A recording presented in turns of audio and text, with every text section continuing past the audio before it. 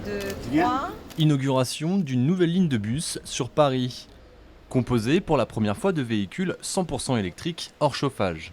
22 places, un parcours très local d'environ 8 km, une boucle de traverse de 28 arrêts, cantonnée au 15e arrondissement.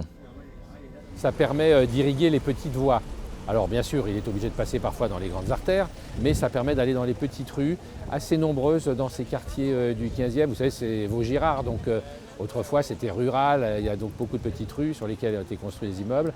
Ça permet vraiment de bien irriguer cette partie de l'arrondissement et la petite taille du ministre lui permet de passer partout. J'ai vu que c'est avantageux pour prendre ensuite les correspondances avec les autres lignes.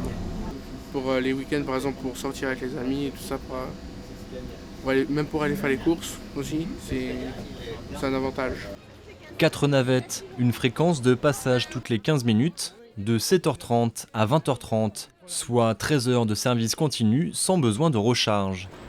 C'est un bus qui est équipé d'un pack batterie qui fonctionne avec des cellules lithium polymère. Il a aujourd'hui, après les premiers tests, puisqu'on est sur la dernière génération, 150 km d'autonomie. L'ensemble du parc, les 4 navettes, vont parcourir par an 143 000 km.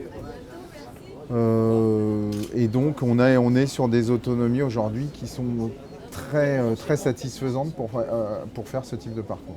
Pas d'émissions de CO2 ou de particules, et aussi très silencieux. Des arguments déterminants qui ont permis à cette société de transport de remporter l'appel d'offres au détriment de la RATP, une première sur la capitale. Montant du contrat, 1 600 000 € par an pendant 6 ans.